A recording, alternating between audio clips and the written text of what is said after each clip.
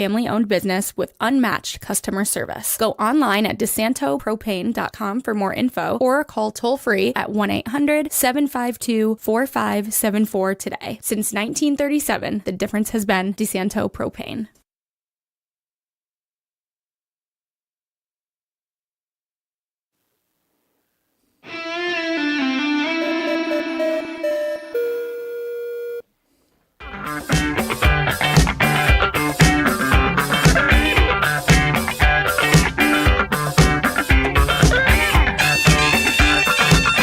Hello, everybody. Welcome in to the FL1 Sports Podcast here on FingerLakes1.com. Early edition this week, Wednesday. That doesn't mean we don't have much to talk about. Paul Russo, Jim Senecropi, Kyle Evans here with you. I call it like a championship episode of sorts here. We got the Lyons boys off to the state Final Four this weekend. Binghamton. March Madness. Yeah. A little World Baseball Classic to recap. Sabres. A lot of stuff to get Buffalo to. Sabres. Yeah, the Sabres stay in right all hot. sports. Yeah. Crazy. So a lot to get to. We'll jump right into it. But first, I think a couple more of our sponsors, including the Auburn Auto Group when it comes to selection and service after a sale. Auburn Auto Group has been the premier destination for new and used car buyers for close to 40 years. Among the brands offered on Route 5 in Auburn include Chevrolet, GMC, Chrysler, Dodge, Jeep, Ram, Honda, Toyota, and Subaru. And thanks to their wide range of makes and models, you're sure to find your new or used car at Auburn Auto Group, and what you need to be fair. And Blush by CD Designs, a local woman-owned business in the heart of the Finger Lakes, offering women's clothing and accessories, quality home goods, and unique gifts. You can see what everybody's talking about by visiting their location in downtown Seneca Falls, or browse all their products online at shopcbdesigns.com. They have a special giveaway going on right now too, so make sure you check out the social channels on them over on Instagram and see what is going on with that. So, all right, gentlemen, let's begin on the high school basketball side of things here. The Lyons off to another state Final Four for them. Saturday, 1:30 down in Binghamton at the Veterans Memorial Arena to take on Cooperstown, Section 3. Who thought a baseball town? Yeah, they're a juggernaut. Red hot. Yeah.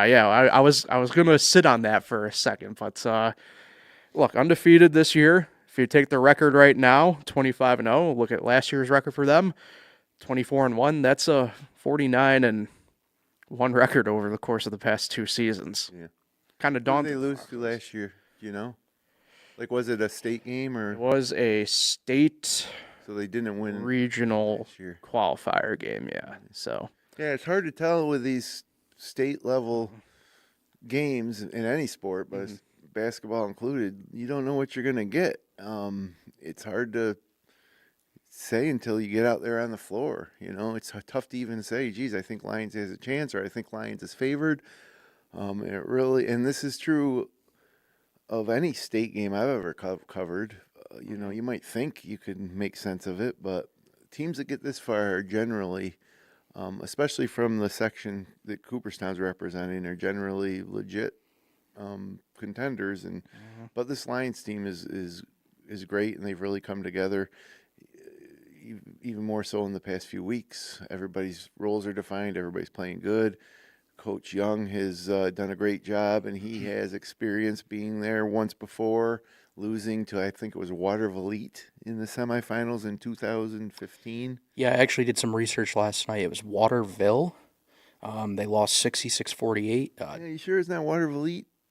I thought I just saw Waterville. Yeah, I called the game, but Yeah. anyway, it's again these teams that we know nothing about.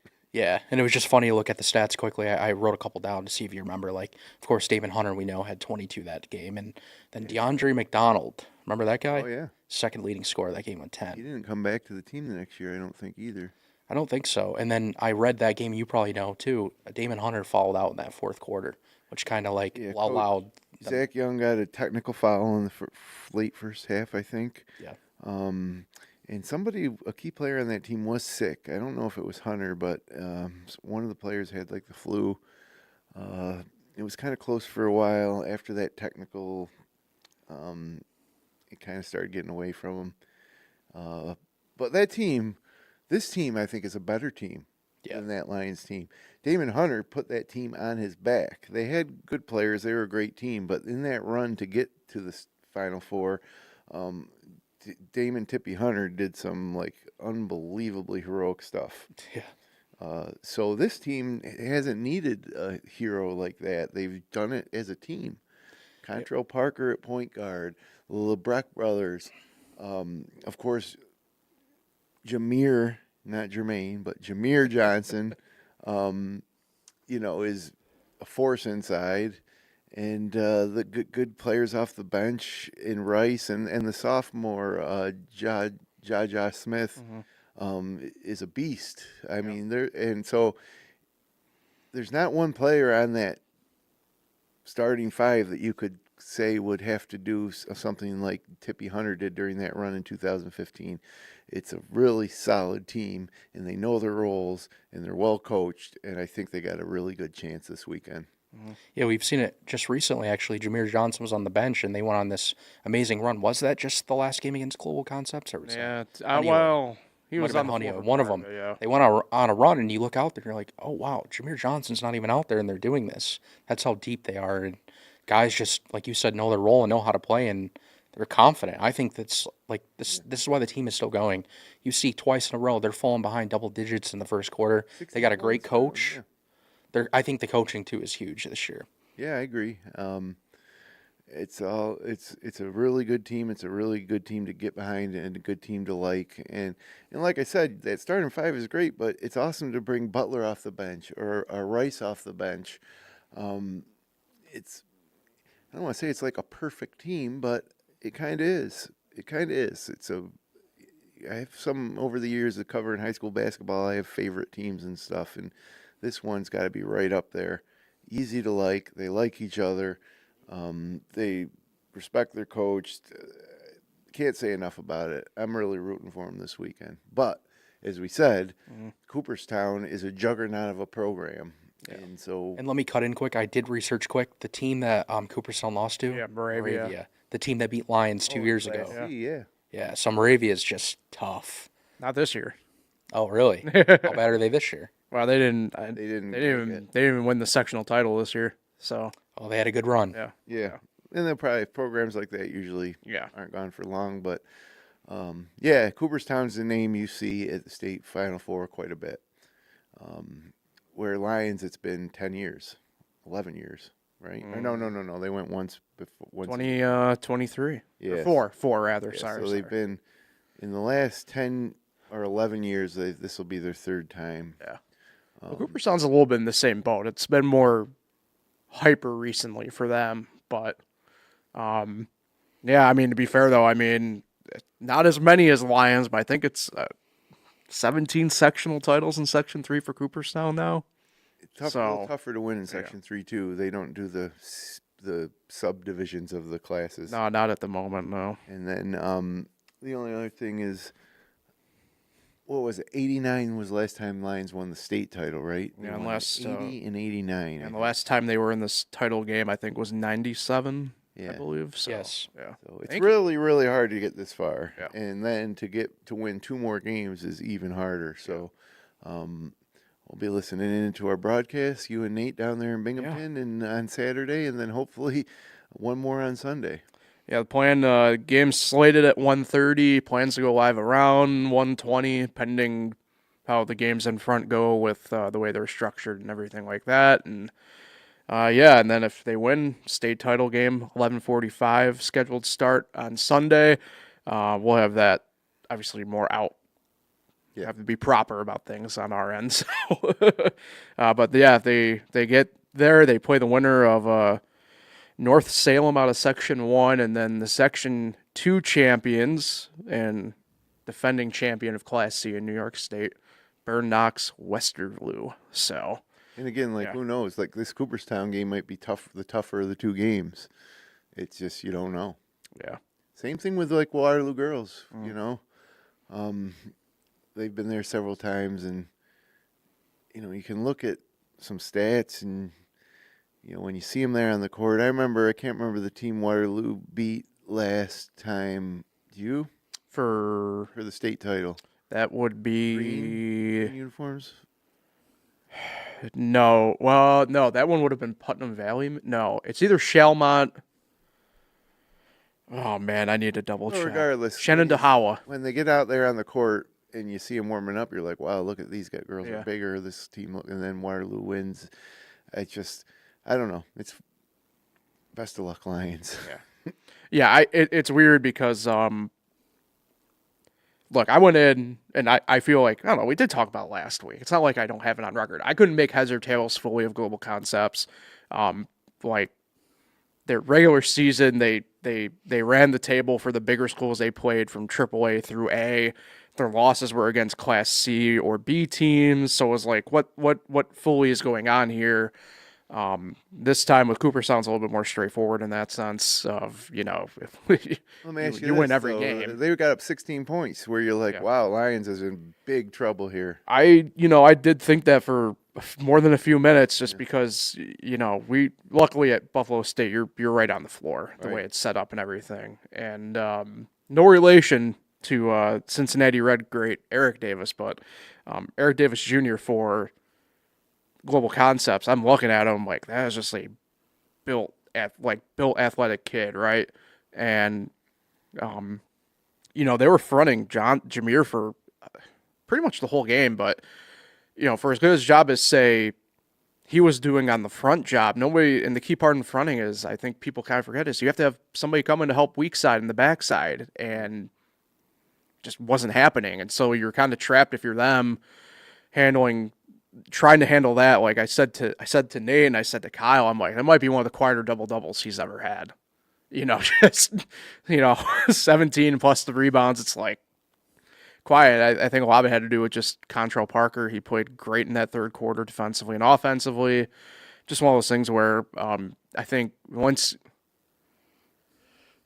that avalanche really started in the third quarter, I'm like, okay, like there's not much to worry about here. And then obviously Global Concepts, it's just some insane numbers to not have in 3 quarters, essentially, I would call it. You mentioned Contrail Parker. I remember going to see him play against Geneva in a game we called UNI, and he didn't have a very good game.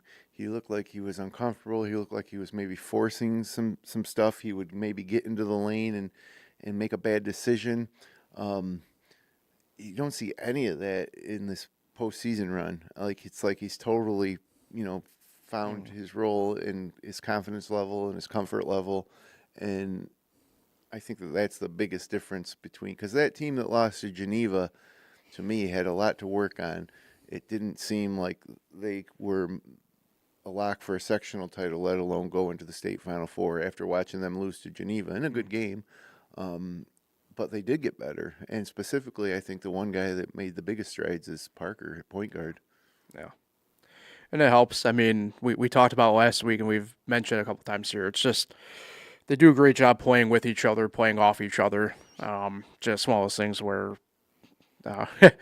we'll be talking about it here with March Madness stuff here in a minute as well.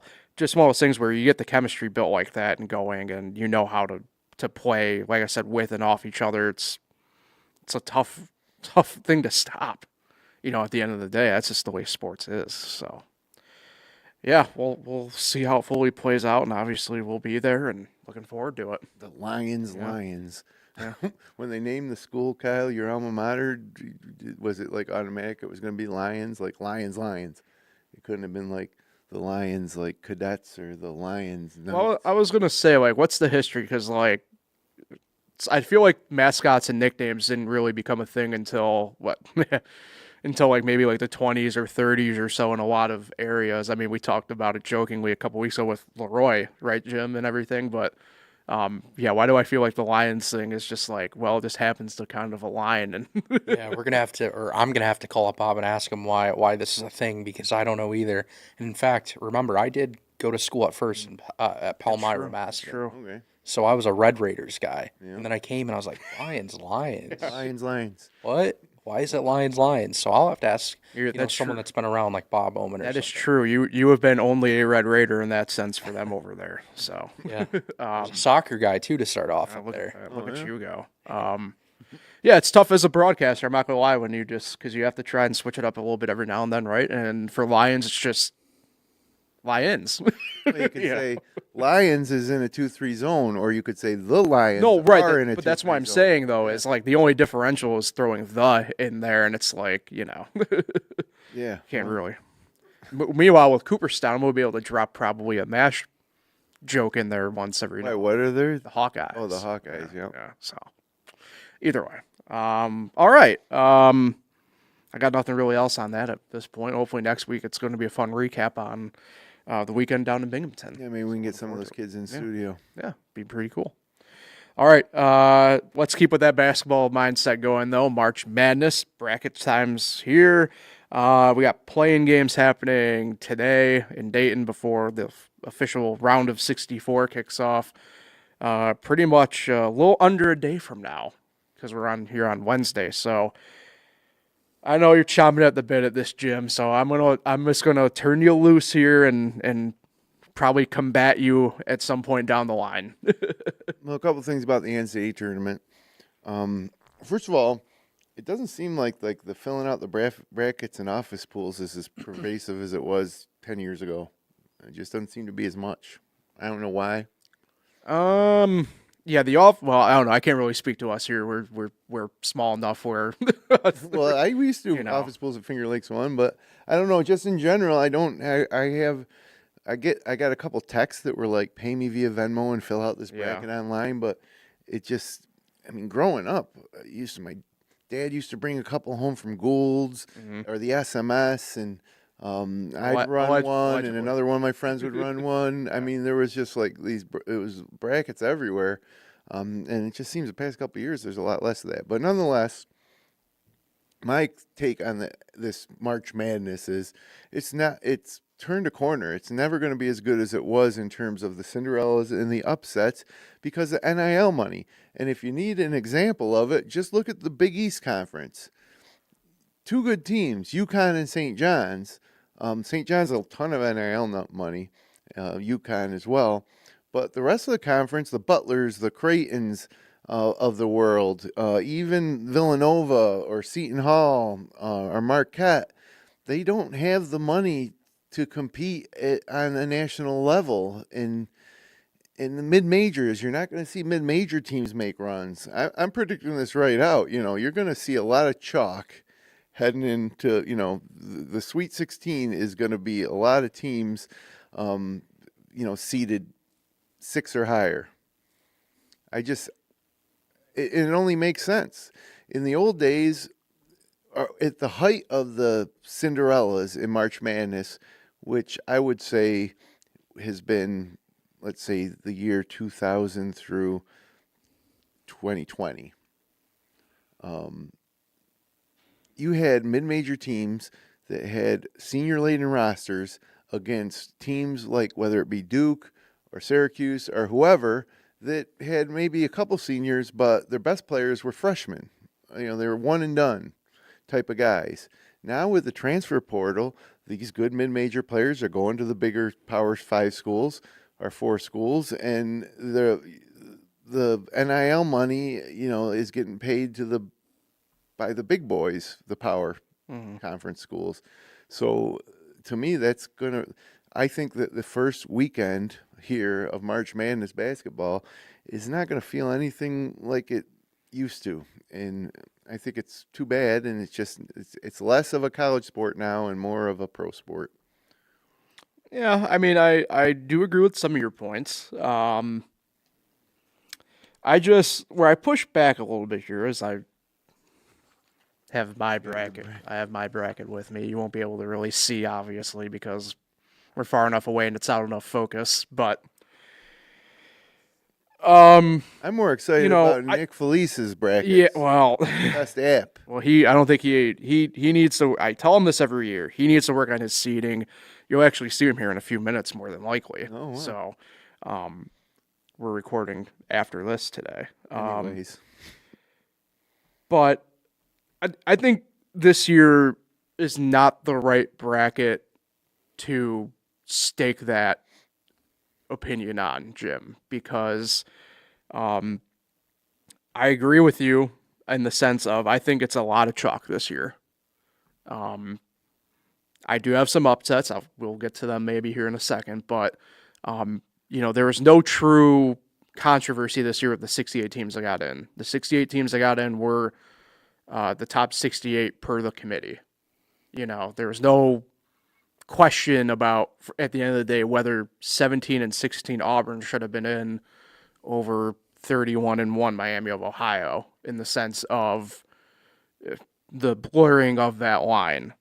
I still believe that at the end of the day, some of these mid-majors can make some sort of run, just because, there still are core groups that hang around. I think a little bit of an underrated talking point this year has become, who coaching does make a difference, right? At the end of the day, still in this, right? Like who do you want to go and play for?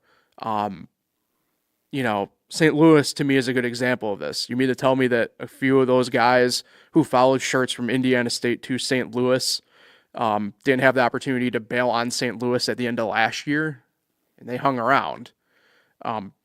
Not that more so it's not happening the way you're saying it, Jim. It is, Jim, because it is happening that way. Let's not get it twisted. There might be one or two exceptions to the rule, but we'll see. Right. I just think this year's bracket probably isn't the best, just because I think there is, especially in my opinion, in the East region and the South.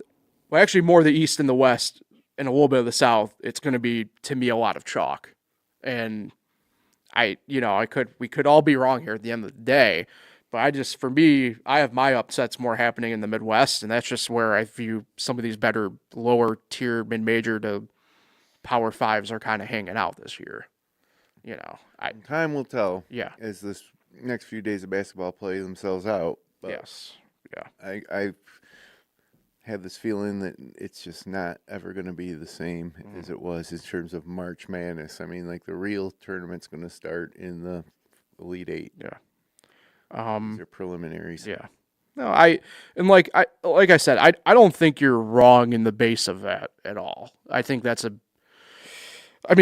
look, we talked about it for college football too. I think it's just, obviously it's a bigger base issue than just specifically basketball or specifically football, in the sense of, you have people suing still for eligibility across all these sports and stuff like that, with mixing the money and mixing with 26-year-olds playing in this tournament. Correct. Right.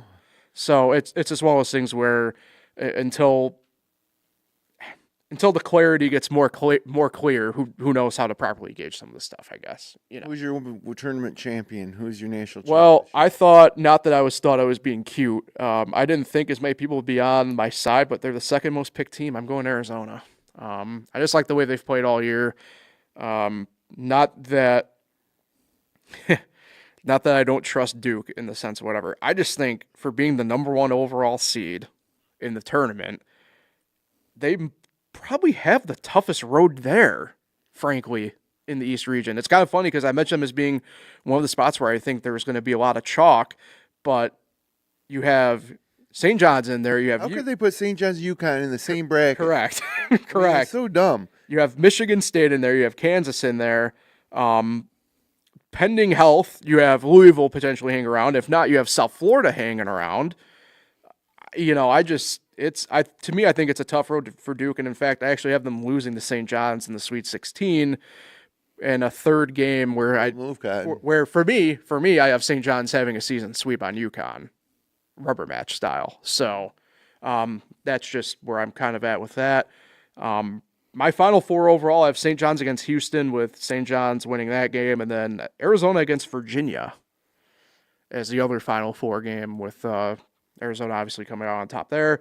I mentioned some of my upsets. I'll rattle them off quick. I actually have Hofstra going to the Sweet 16. I like that team a lot. It's a team that Syracuse lost to earlier this year, but I think with everything happening with Alabama off the court right now, plays a little bit of a factor there. I actually have Akron beating Texas Tech too, which puts a round of 32 game of Akron and Hofstra in my bracket, with that happening there. I do have Michigan losing to St. Louis in the round of 32 too, by the way. Just a big time team has not won the national title in how many years? 2000, so 20. It's just 26. a quarter century. Yeah, is all. yeah. Who do you like, Kyle? If I had to randomly throw out the most random pick right now without really looking into it, I'm gonna pick the UConn Huskies. Is it the Huskies? Huskies. Oh, it is Yeah. the Huskies. Yeah. To win it all. I respect it, Kyle, because you clearly have Big East supremacy, and I respect that. And just for the record, I'll turn these games on, if there's an extra TV open and nothing else is on. Yeah. Like last night I saw the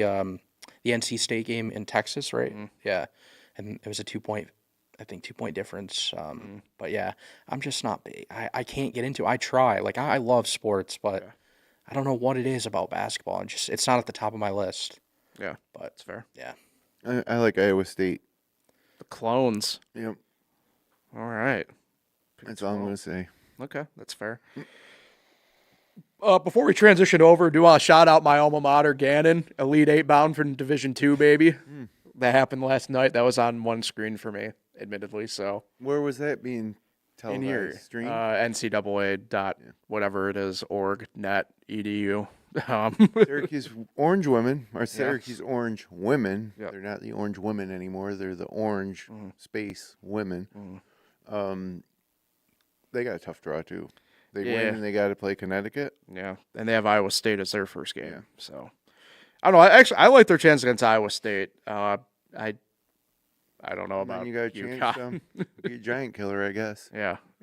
So, But they didn't have, they're where they should be. They could have won a few more games in the regular season and maybe not had such a tough draw. But at least they're in there. yep, that's all it takes.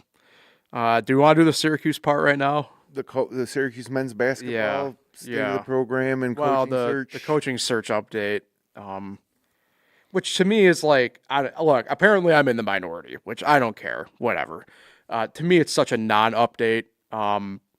Jeff Goodman from Field of 68 said that Brian Hodgson is out of the running. He's taken himself out, declined the job.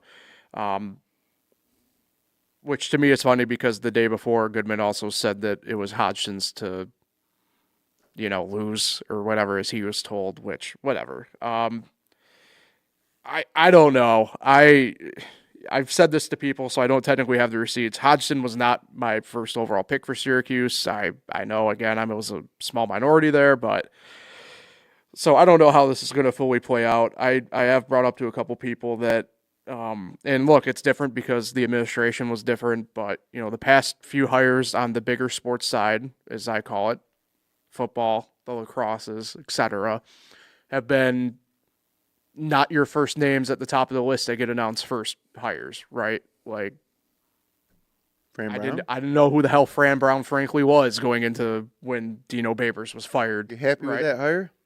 Yeah, at the end of the day, still, yeah. I'm happy with that hire. Even, and it's crazy. As bad as last year went. Right, and it's even crazy to say this, right? But, like, Gary Gate wasn't exactly at the top of the list for the men's lacrosse search either at the time. I thought it was suspect. Also helped, he was technically... He was the girls' head coach. But you have to remember, he wasn't, because of that, he wasn't at the top. So I do kind of think maybe we might be, as fans, a lot of us are probably overzealous on some of these names, and there's nothing wrong with that, right? When these jobs come up, of course, these names are going to pop up, but, maybe it's going to be, I don't know. No, I know I will upset you again, Jim. Maybe it is going to end up being like a Luke Murray type or Joe Gallo type, or for me, I put him in this category, even though he does have the Syracuse ties, Jerry McNamara, right? Where that's my number one choice at this point. Yeah, where it's not the tier 2 or not the tier 1 hire. Luke Murray's a tier 2, or he's assistant coach for UConn. No thanks. Mm-hmm. Sorry, I'll pass. To me, that's fair. That is I wouldn't even consider it. Okay, that's fair. It's just one of those things where I think. What about overall? Yeah. What about the reports that the USF coach turned us down? I don't even believe that. Right. That's my thing. Where the same person who reported it is speaking out both sides of his mouth. Yeah. I that's why for me, I can't fully trust what Goodman said yesterday. and take it as truth when the day before he was the opposite side of it. So like I don't know. Look, we don't know what the truth is, right? Syracuse is a private university. You can keep anything technically they want under wraps, and we will never know. You know, the only way that it would technically come out would be if either side ever talked. So, look, I don't know whether it is true that Hodgson didn't like the financial side of it or whatever, or, you know, maybe he's not even considering leaving South Florida anyway to begin with. You know, we don't technically know. So, until it plays out the way it plays out, who knows? It's the beauty of a coaching search. I said it last night to somebody. The mystery continues. I don't like not having a coach. I agree with you there. Yeah. There's stuff that coaches would be doing right now, even if they're not in. I mean, obviously, some coaches are preparing for the tournament. Yeah. Even if they weren't, coaches would be working on a lot of different things, roster building, and we got nobody. We didn't, you know. There is no staff period right now. The current players who might be considering transferring have no one to go to. Right. And in all this, I'll say I'm most disappointed as a Syracuse alumnus of the management. You know, John Wildhack was not good. No. If you just look at the win-loss records. Can I ask a tail question to that for you then on this front? So, Brian Blair got officially hired last week. We mentioned it during the show last week. It was more the formality of it that they had to do, and they officially announced it. I think it was Friday morning, technically. I saw the graphic. I could be wrong technically on the day. But he retooled Toledo's programs in such a way that I don't think many people fully realize. Like, he made women's Olympic sports in a spot that nobody ever kind of thought. And I'm not saying that's whatever here, but when you take a program and have 3,000 people show up to a game when the max before was like a couple hundred, really shows to me eye-popping stuff that tells me he's really good at the NIL side of things and really good at the marketing side of things. So, Toledo and Syracuse are completely different stories, Correct. though. But Mike Tirico approved the hire, so that's good enough. You approve? I mean, what do I know about Brian Blair? We'll find out. I remember when Wildhack came in, he was like the ESPN, big thing was, executive, and had all these connections, and he was a Syracuse guy, and I mean, the state of where things are now, they deteriorated under his watch. So, I don't know, man. It's just not the same around here in the winters when Syracuse is this bad. And this year they gave us a false flag. Yeah. We thought, wow, look at these guys. They got talent. And it was just as bad as every other. Worse in a lot of cases. Yeah. They were losing record. Statistically, it was worse. I still live by the fact that there was some talent there. I mentioned it last week, but shout out to my guy William Kyle and Nate Kings. Not for their efforts, that's for sure. But and Nate Kings could come back potentially, but I think also Kyan Anthony didn't blow us away as a freshman. You can see the potential. He's got to improve. But it was cool having Carmelo around at the games.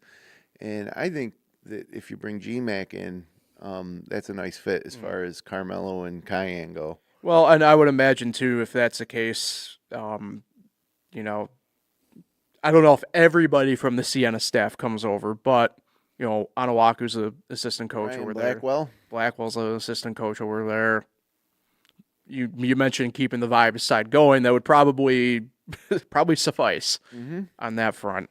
But yeah, and then who knows at that point, you know, how much more in focus does Melo become with the program? I think of, and like admittedly, I don't know where they're at, but, you know, I think of guys like a Hakeem Warwick, you know, where that gets somebody like that back into the fold a little bit. Where's stuff he like that nowadays? No, right, that's what I'm saying. But like, I always say it because you saw this year, during the UNC game specifically, there was like a mini homecoming of sorts for basketball alumni, and like Deion Waiters was there, and Tyler Ennis, and Michael Benege, and I know that's a lot more recent players. You don't see a lot of those, even guys from the 2003 team, you know, around the program a ton at the moment.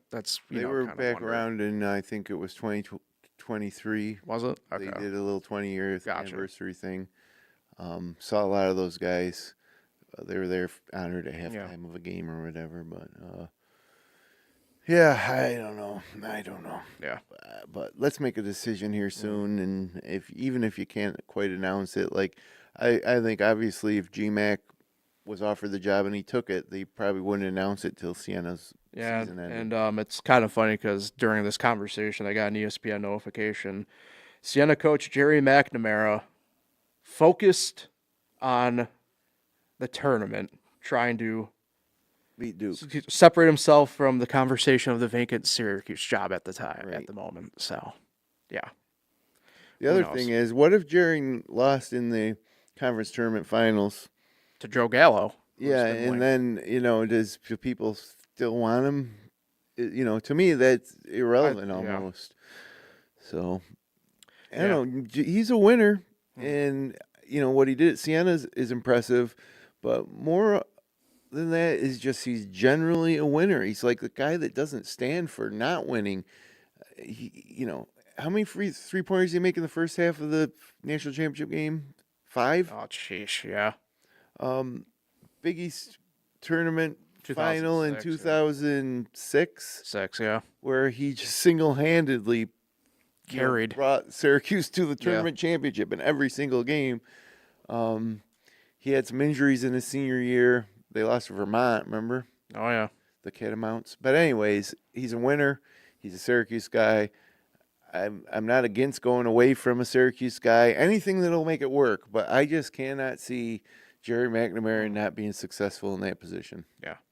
Hey. And having the whole Cuse Nation fan base behind him, and having, like I said, guys like, Carmelo was his teammate. It's almost like a dream Yeah. to think that he would coach his son 23 years later. A lot of fun, eh? And with every year that goes by, people care less and less to even talk about this crap. Yeah, I think I saw the number yesterday, and I think it was 17,755 was the average attendance this year. Most schools would kill for that. Which, yeah, correct. In fact, that would be, I think, outside of maybe Kentucky would be the number. But where's that program? Correct. Right. But what I'm saying, though, is but for what we know that number to be, Yeah. that's criminal, Yeah. Well, So. I do think the 9:00 tips and the Yeah. Tuesday night ACC But- games contribute to it, but Correct, but it's to that- also apathy. yeah. I didn't go to a single game this year. If I may have made it up to a game in February if it wasn't just going so far south. I Yeah. don't know. And that's the thing for me. I only went to 2 games this year, and take out 2020 for obvious reasons, or 21 technically. It's the least amount of games I've gone to since I've been out of college. That's 10 years ago now. It's one of those things where, and I know, we talked about it a ton, obviously, on here and outside of here, Jim, but, I don't like the 9:00 games either, but I can tell you this. I've been to a number of them because it was at least a good matchup, or the team was good enough, or something that made me figure the offset of getting home at midnight or 12:30 or 1 o'clock be fine for a weekday. Yeah. I couldn't do that this year. Couldn't. I said no to tickets for 9:00 games a handful of times because I just did not want to go up and deal with it. I was out. And that's where it's at. That's not a good thing. It's not good. So, all right. Let's move on. Keep, I guess, championship stuff going here. Kyle, World Baseball Classic wraps up. Venezuela, first-time champions. I don't know where to fully begin with this. I don't want to do my Debbie Downer stuff right now, but they beat the U.S. in the title game last night. Where are the vibes? Because Venezuela sure seems like one hell of a party to stick with. The vibes USA brought out last night was the vibes that I felt the whole tournament. Just no energy. It seemed dead constantly. You heard all the guys off, on camera say, we care so much about this and we want to go win for our country. And then you see them on the field. They had 3 hits the entire game, 2 coming from Bryce Harper. They scored 4 runs in their last 18 innings of play. And you look at the lineup, and that shouldn't be happening. And then you have a manager who doesn't know the rules of the World Baseball Classic. Yeah. And manages the game like a manager who hasn't managed a team before. I mean, some of the lineup decisions, we talked about it off air, the pitching decisions. It never felt as fun as I thought it would be for me, except watching the other teams, like you said, because they brought so much passion and energy, and the games were more entertaining. And you look at a guy like the captain, Aaron Judge, big game again last night, 0 for 4, three strikeouts. And of course, I like Aaron Judge a lot. I'm a Yankee fan, obviously, but it's getting frustrating now. He's getting older and older, and his resume now is going to be, he can't deliver in the big moments. And What's been so far? It's just like his World Series performance for the most part. Just strikeout after strikeout, and it's crazy to see, and it's sad to see, like I said, because I'm a Yankee fan. But, overall, I think, though, for baseball, the tournament was really good. I think the ratings definitely were up, and I felt like a lot of people that, maybe hadn't watched baseball were kind of watching a little more just because, other than March Madness now finally starting, there wasn't a whole lot to competition, right, on TV. So what do you guys think? Any thoughts? I like the event, but it is kind of stark to see the national pride of these smaller Latin American countries, or any country, as opposed to U.S. I mean, maybe it's because we're coming off an Olympics. I don't know, but it just seemed like the U.S. players were there. Is another, feather in their marketing caps. Just killing time. Maybe assuming that they could win just because of who they are. And then there was these other teams where fans traveled and it was probably more important to them than the upcoming Major League Baseball season. So, good event. But it also, with spring training and everything and the season starting, especially the U.S. seemed to manage their pitchers and if the U.S. wanted to win that game, then they'd start Paul Skeens, right? Yeah, they'd have to realign their schedule with the pitching to make him available for that game. But then I thought even the bullpen, Mason Miller should have been in that game last night, and instead it's Garrett Whitlock of the Red Sox. And that decision is not being made because you want to make your best chance to win that game against Venezuela. It's because of all these other extraneous circumstances that you're probably considering as the manager. Apparently the Padres called Mark DeRosa and said, exactly, unless it's a safe situation, which I find that weird because why couldn't he come into a tie game? And that was my thing with that too. Last night I was like, it's a 2-2 game.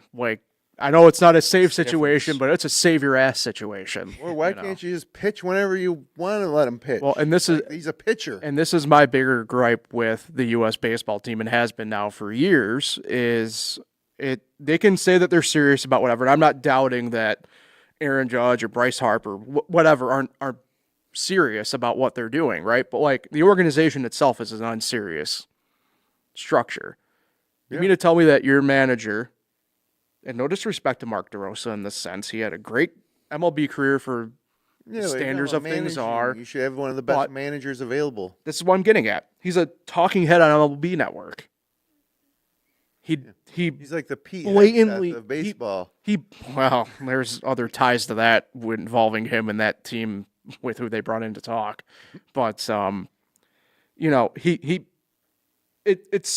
mismanaged the hell out of this thing, and I get you have to deal with what these teams wants and anything else, and that's a separate part of my beef. But you're losing yesterday.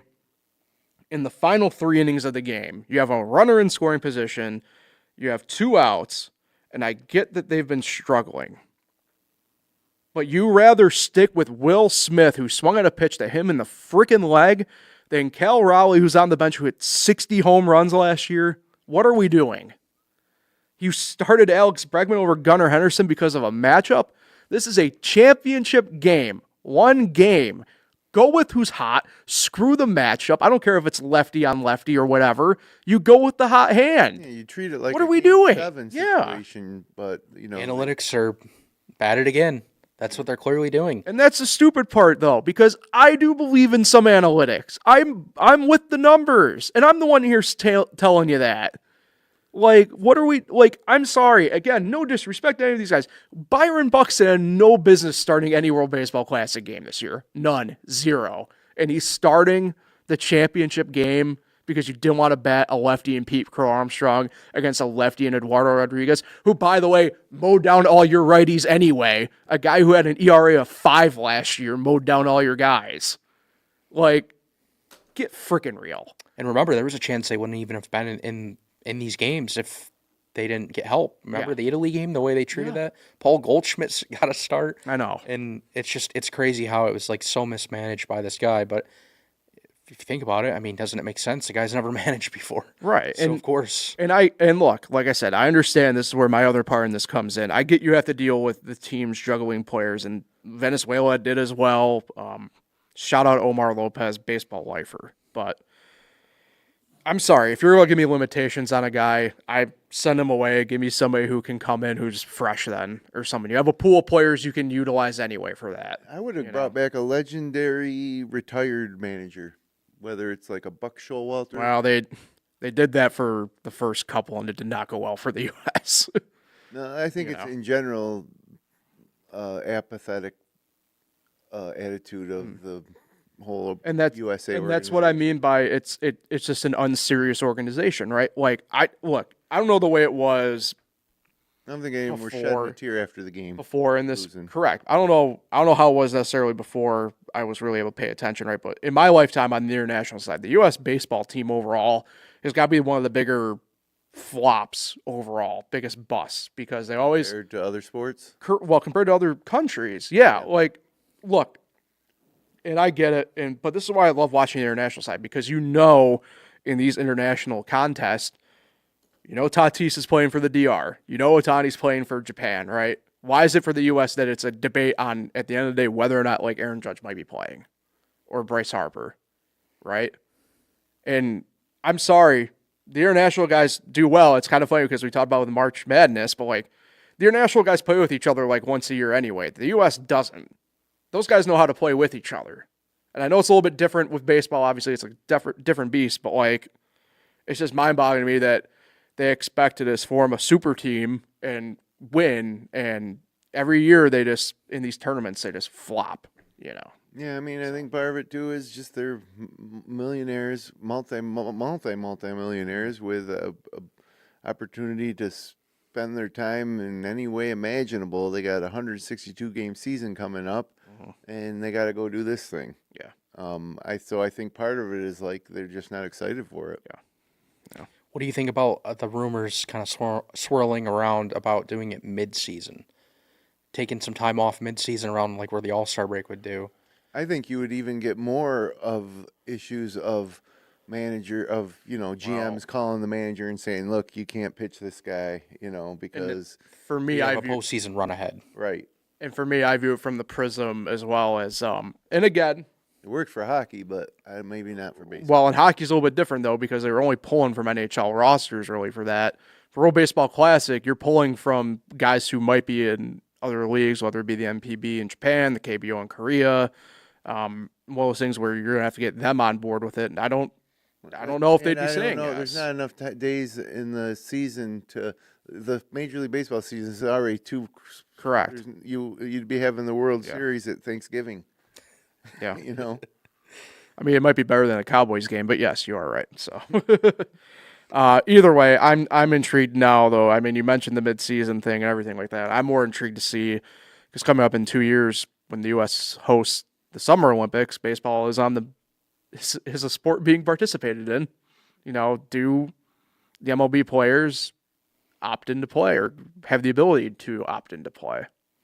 Remains to be seen. Lots of insurance issues. Yeah. I saw John Heyman reported yesterday that U.S. tried to get a lot more pitchers, but they were, they declined. And yeah, Byron Buxton got approved. And how about Tarek Skubal quick? Yeah. He leaves Team USA. He goes and throws, I think, 70 pitches in a spring training game. Yeah. And then he returns. Apparently, there was like I know he had to drive. I know. Through a rainstorm. Kyle, he had to drive in the rain. Yeah, and he returns to sit in the dugout. Had to drive in the rain. Those pitches for Team USA. It's crazy. I'm over him. So. And meanwhile, the greats, the truly greats, the all-time greats, the black and white baseball card great guys, they would pitch, back-to-back nights if they needed to. They pitched complete games every game. Like, I don't get it. I know how some of them did it. And also you got. I think there's more injuries now than there ever was. Yeah. So what are you doing? Your Well, pitcher pitch. Yeah, I don't know. I don't know if we want to turn this into the Paul Russo's gripe with youth baseball hour, but We have a lot of soft millionaires. That's Right. what Yeah. it is. Yeah, I agree. Because you look at hockey and they don't get nearly as much money, and look at what they do for their teams and how they play every I know it's Losing stark teeth contrast. and- It's the only real sport, in my opinion. Football, NFL football is a real sport. Those guys deserve what they get paid, I think. But between the NBA and the Major League Baseball, Yeah, NBA's gotten really bad when it comes yeah, to it's that. just these guys got so much money they don't really care if they win or lose, and they're soft, and they're gonna sit out, and hockey is probably the best. Hockey and NFL football are what you're seeing is guys going out there and trying to win with everything that they got. These other sports seems like the players are apathetic. Win or lose, who cares? They're still getting paid. Yep. Get the season over so I can, take my family, on a luxurious vacation. For 2 Cancun months. on 3. Yeah. Anyway, Yeah. Before we get out of here, because and we're pushing college yeah. basketball, Oh yeah. same thing. It's not as much money, but do you think that a guy making on a $4 or $5 million NIL contract really is that upset when they lose? Like, I mean, the guy's living large at age 19, 20. Well, I don't know if any college basketball players at that number yet, but yeah, I know what you mean. Is there? Well, the public numbers have it's all like football and then golf as being the top. Tiger Ones Woods right is now. one of the top Yeah, NIL he's guys. he's at 5. Not even that good. Yeah, and then it's like a bunch of football players, but yeah, I know what you mean though. Like Bailey's yeah. kid as well. I don't think he's up there. He was up. Was I he? saw an article where he Okay. was like top 10, the highest paid Gotcha. G1 athletes. Okay. But anyways, it's all shit. Yeah. Sorry. Well, what's not all shit here because we're already coming up on an hour again here this week. Can I tell you a quick joke? Go ahead. Norm Macdonald, Rodney Dangerfield was hosting Saturday Night Live like back in like the early 1980s maybe, and Norm Macdonald's in the elevator with him. And hey Rodney, I gotta tell you, you're the best. He goes, and he's working on like one of the movies with him. He's like, I'm looking forward to working with you in the movie. And Rodney goes, the movies, you sit around and you do this and that, and you're in your trailer. You go, the movies are shit. Comedy's the only real thing. Comedy, stand up. And Norm's like, yeah, I got you. He goes, but what about TV? Saturday Night Live here. And Rodney's like, you think I really want to be here? He goes, I don't give a crap about TV. He goes, TV's shit. The only thing real is stand up. Stand up comedy is the only thing that's real. And Norm's like, yeah. And then they were quiet for a second, and before the elevator doors opened, Rodney goes, stand up comedy's shit. It's all shit. Yeah. And that's where, that to me, sports is devolving into just a bunch of shit. Well, But anyway. we still got the purity Well, of the Lyons Yes. boys playing for a state championship this weekend. and I was gonna say before shout out Norm again and Rodney. I'm a Rodney Dangerfield guy to be R.I.P. fair. But I was gonna say what's not shit, Kyle, is the Sabres continuing on in their march. So what's the update for the week for them at this point? Yeah, well, they started their road trip last night in Vegas and shut them out. The Golden Knights, Jack Eichel, 2-0. Alex Tuck revenge. Without Alex Tuck, he had an illness. They won Beyond without the him. grave. So yeah, they played 39 games now since mid-December and have won 31 of them. It's truly hard to imagine. Yeah. And they have now tied the Carolina Hurricanes at the top of the Eastern Conference with 90 points with 14 games left.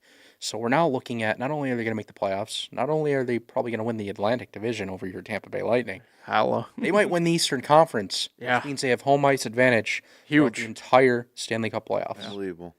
So thought. I can't believe how much has turned around in 3.5 months. Yeah. And remember, it all started with just the GM getting fired. That's it. The same roster. They did add a couple pieces at the deadline, but not like top-notch, stars.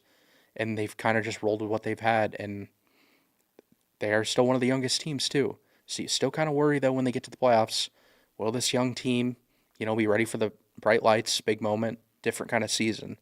But yeah, I likened it to Kyle before the show, and I like this analogy, which is why I'm going to say it again.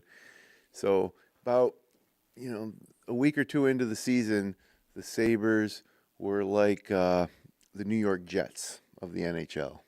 Yep. Then, around New Year's time, they were more like, maybe the Minnesota Vikings or the Carolina Panthers, like, oh, maybe if they can continue this, they'll sneak into the playoffs. Now, they're like they're like the number one seed. Yeah. They're like the Kansas City Chiefs or the Philadelphia Eagles or whoever the top seed of the, they are like the class of the league. And I don't know if you can think of many teams in professional sports that have gone from that to that in one season. Nationals? yeah, maybe that's a good comparison. I mentioned last week the St. Louis Blues in 2019, if for hockey reference. But yeah, I also said last week that since that mid-December mark, they're not just the best team in the league. They're like 5-10 points better than the second best team. It's really something. So they're on And another there's not level. enough buzz around here about it.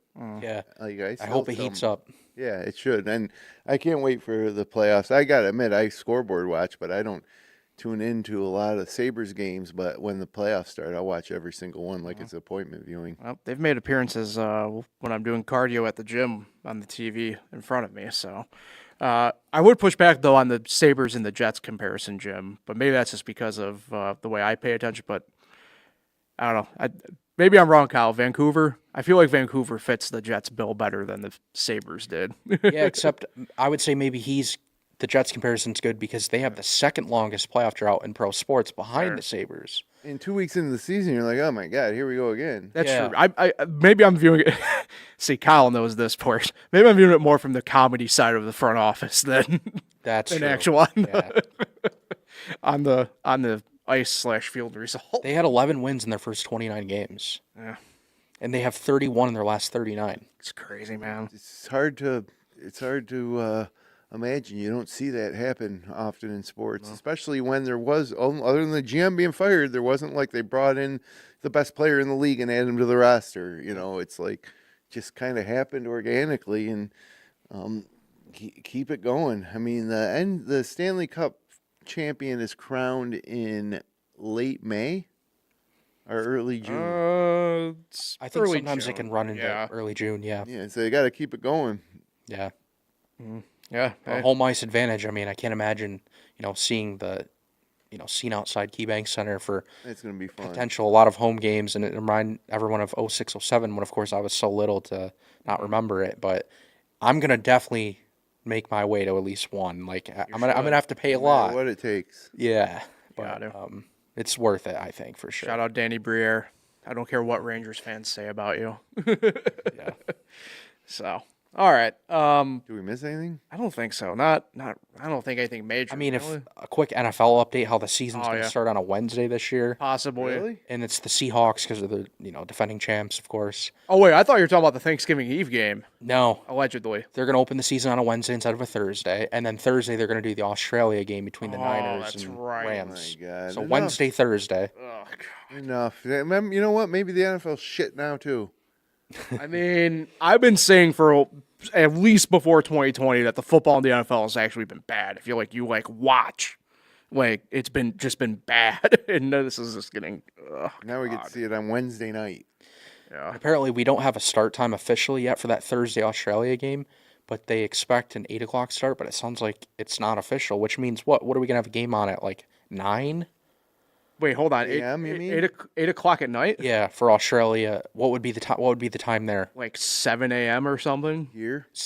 That's what I'm saying. They might be Oh. pushing it further back for us, so it might be at a 9 o'clock start, 10 Oh, o'clock. that'll be start. great. And you talk about taking care of players' health and stuff. That's no way to start the season on 3 time zones away, 3? or however many other side of the world. Yeah. You always got the chance of a spider bite over there, Well, or a snake. that's not what you need to worry about over there. My understanding, And then later in the year, we're going to have way Kangaroos. more international games. Remember, they've added a bunch more different places that they haven't Washington's got 2 this year. Yeah. Stupid. So be ready to kind of watch football now on really any day. I mean, someday we'll probably get a Tuesday, like COVID again. I don't care what anybody says, but my Tuesday night football viewings are for action only. I don't need the NFL impeding on my happenings in Ypsilanti, Michigan, okay? Lord knows Patrick Mahomes won't be able to fight his way out of a paper bag in Ypsilanti in the middle of November. I know that much. So Is the Jalen Waddle trade worth mentioning? I mean, I guess it's kind of big from I yesterday. think it's kind of a win-win. Denver. I think it's kind of a win-win. I mean, Miami gets the draft stock, right? A first-round pick and a third and a fourth. Waddle, I like, but there are fair concerns with him involving health and stuff like that. You know, look at DJ Moore and Waddle's stats. DJ Moore looks like clearly the better player. Yeah. I saw like a stat yesterday that showed most yards since like 2021, and DJ Moore was up there. Waddle was I think in the top 10 though, but Moore was higher. Yeah, but I think if you ask most fans, our fantasy football players, our general fans, they would take Waddle over DJ Moore, thinking that it's an easy choice. And I think that the Bills are better off with DJ Moore. And remember, the Bills tried to trade standpoint. for Waddle last year at the deadline, and they didn't want to give a a 2027 draft pick up, which is, again, mind-blowing. stupid. But when you see Miami make these moves, it does make you concerned about where the state of the division 2 or 3 years from now. Yeah. I mean, they're rebuilding for sure. I mean, That's how the NFL works nowadays. Is you gotta take advantage of your young players before you have to pay them. Yeah. But they wasted a lot on Malik Willis. Yeah. I can't believe that contract. Did he know this was going to happen, by the way? Do we think before he signed? Because like now his wide receiving room is like Tutu Atwell and Malik Washington. And Hey, the Bills aren't the worst in the AFC East anymore in terms of receivers. well, I don't think they were anyway, as much as we dunk on Jets? them. Yeah, I was Garrett supposed. Wilson? Yeah, I mean, if you go peak-wise, yeah, but it's like after Garrett Wilson, it's rotating guys of. I don't know. After Practice Garrett, who is squad it? players. It's better than Keon Coleman, whoever it is, right? Well, probably, but I don't know. I don't know. It's going to be an interesting football season for Buffalo. Like new coach, a lot of new faces, New stadium. new stadium. Yeah, it's going to be wild. I don't want to rush it because it's been a long winter, but it's going to be in Bills Weekly this year is going to be a good podcast to listen to. And a new owner of the Bills Mafia House, by the way. NFL draft 5 weeks from tomorrow night. Yeah, cool. We can talk about the NFL then at that point. So. Yeah. We got I'm few out. weeks. Yeah, I'm out on. Do your mock drafts, though, okay? Nope. See, and that's how we be fastly trying to get out of here. Can't believe people do those every day. People eat it, man. People eat it up. So, all right. Yeah, I think we pretty much got everything that's of note. Great golf tournament. Yes. The Yes. TPC. I Yes. don't want to get into the debate over it's the fifth major, and I will just point out though that it was highly entertaining to watch. And my other takeaway from that was that the PGA Tour needs to do something about these ridiculous fans that are like badgering these someone like Matthew Fitzpatrick as he's trying to win a golf tournament. Like it's ridiculous. Like because he's from England and Cam's from USA. Like all these fake national pride fans, like give me a break. It's a golf tournament. And the PGA Tour needs to do something about it because these galleries are a disgrace and it ruins the product. Like it was a detriment to Fitzpatrick's chances to have people telling him to shank it as he's behind the ball getting ready to step into it. I mean, it's disgusting. And it's this frat boy bro golf mentality stuff that the PGA Tour seems to be embracing that's just going to get worse. Like, you're going to do that, throw them out, and that'll stop that type of activity pretty quick. And I mentioned it to you too, right? I mean, and you know this, like, I laugh at the people doing the USA chants too because Matt lives in Florida as well half the time. It's just this most stupid, like... Look, like, it's whatever. Do you want to give him a little bit more of a leash at the Ryder Cup? Yeah, go ahead. But even then, though, this past Ryder Cup, it was just they hit a level they should not have been near. Right. It's embarrassing. ridiculous. This country and is I don't know, really needs to do a reality check of what it means to be a proper human being on this planet. Preach it. So, Anyways, Valspar this week. yeah. Scotty rebound, or is he taking one? I don't know, but that's what's interesting about it. Just when you think like he's human. yeah, or same thing with Aberg or Yeah, Oberg, however you want to say it. He had a 4-shot lead with 9 holes to play, and he couldn't get it done. Yeah. And it is interesting to see how Scotty comes through this. Yep. Scheffler, that is. Yeah. Oh, by the way, I saw before we went live, Rory's menu for the Masters is out. Oh yeah. Have you seen it? No. Oh, okay. I can try and pull it up quick here. 22 days away, by the way. Yes, I know. Masters. Yeah, spring is really. I'll be in Bristol, Tennessee at the same time. Looking forward to that. It's great. So, okay, Masters. NHL playoffs 31 days. Yeah. MLB 1 week away from tonight. Yankees Giants on Netflix. Yeah, that'll be fun. That'll be appointment viewing. All right, here we go. Appetizers: peach and ricotta flatbread, balsamic hot honey and basil, Okay. rock shrimp tempura with creamy spicy sauce, Okay. bacon wrapped dates, goat cheese and almonds. I'm out on the bacon wrapped dates.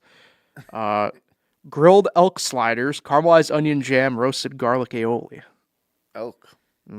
First course: yellowfin tuna. I'm going to butcher this, and I'm You're gonna have, Italian. seafood versus meat option, probably Wow. choice. First course, though, this is a solo thing. Oh, really? Yellowfin tuna carpaccio? Carpaccio? Oh, wow. Yeah, raw tuna.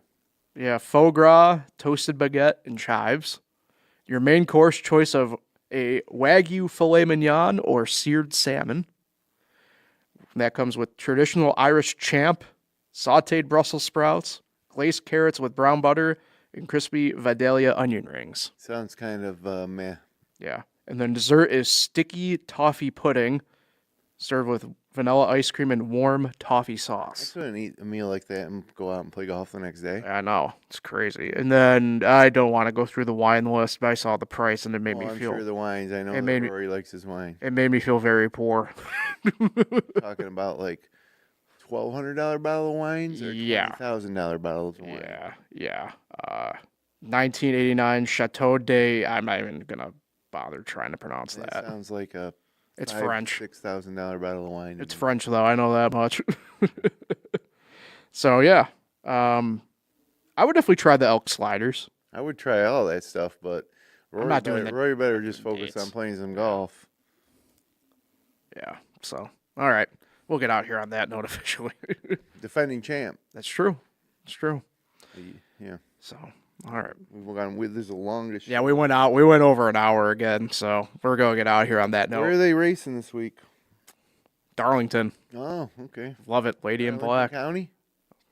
The aforementioned song. Yeah. Yep.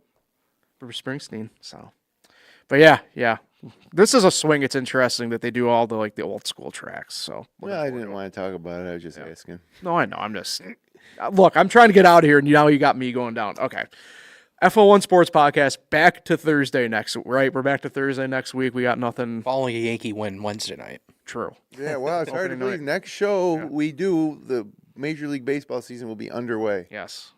Wild. How about it? So, all right, a lot to look forward to with that. Go back Lions. at it again next Thursday. Go Lions. Go March Madness. Hope everybody's brackets aren't busted They won't be if by you this pick your time favorites. tomorrow. So you can find the F1 Sports Podcast here on fingerlakes1.com, the F1 YouTube channel, all major podcasting platforms. Enjoy the weekend, everybody. We will talk again next week.